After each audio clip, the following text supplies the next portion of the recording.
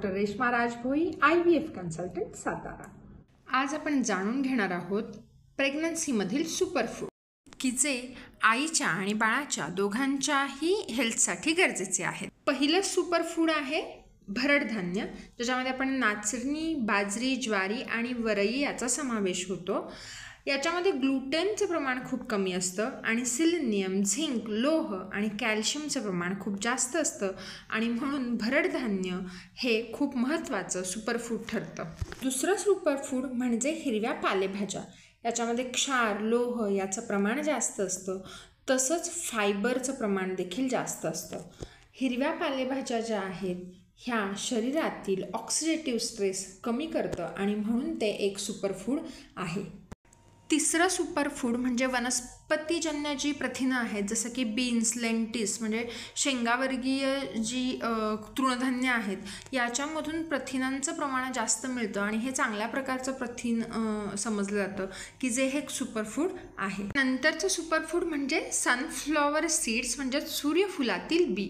याच्यामध्ये व्हिटॅमिन ईचं प्रमाण खूप जास्त असतं आणि ह्याच्यामुळे शुक्राणूंची जी संख्या आहे ती वाढण्यास मदत होते।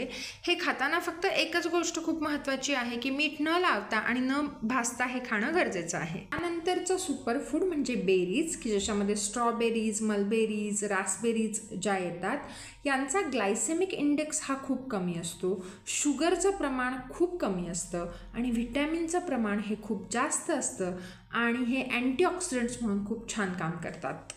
त्याचप्रमाणे शरीराला गुड फॅटची आवश्यकता असते, की चांगले मेदयुक्त पदार्थ, की जे पॉली अनसॅच्युरेटेड फॅटी ॲसिड्स आहेत, जसं की ओला नारळ, सुकं खोबरं, नट्स जसं की बदाम, पिस्ता आणि याच्यामध्ये मीडियम चेन ट्रायग्लिसराईड फॅट असतं, की जे शरीरासाठी आवश्यक असतं। प्रेग्नन्सीमध्ये फॉलिक ॲसिड कंटेनिंग जे पदार्थ आहेत, जसं की हिरव्या पालेभाज्या, नट्स, बीन्स हे खूप महत्त्वाचं ठरतं। आपल्याला माहीतच आहे की प्रेग्नन्सी राहण्याआधी 3 महिने आपल्याला फॉलिक ॲसिड सप्लिमेंटेशन्स दिली जातात, की ज्याच्यामुळे आपल्याला एनेनकेफॅली, स्पायना बायफिडा यासारखी व्यंग जी बाळामध्ये येतात ती आपण टाळू शकतो।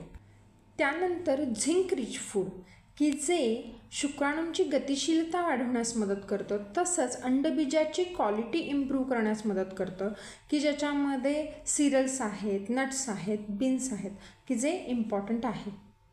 त्यानंतर येतं प्रोबायोटिक म्हणून काम करणारं योगर्ट किंवा दही। याच्यामध्ये कॅल्शियमसुद्धा जास्त असतं आणि खूप महत्त्वाचं गट हेल्थ नॉर्मल राहण्यासाठी, चांगलं राहण्यासाठी, ओव्हरऑल डायजेशन इम्प्रूव्ह करण्यासाठी दही खूप चांगल्या पद्धतीने काम करतं। आणि एक चांगल्या प्रकारचं प्रोटीन आपल्याला फॅटी फिशमधून मिळतं, जसं की साल्मन, सुरमई, पापलेट। याच्यामध्ये व्हिटॅमिन ई, DHA याचंसुद्धा प्रमाण जास्त असतं, की जे बाळाच्या मेंदूच्या विकासासाठी आवश्यक असतं आणि खूप महत्त्वपूर्णसुद्धा ठरतं। अशाच माहितीसाठी आमच्या चॅनलला सबस्क्राईब करा आणि बेल आयकॉनचं बटन दाबा। धन्यवाद।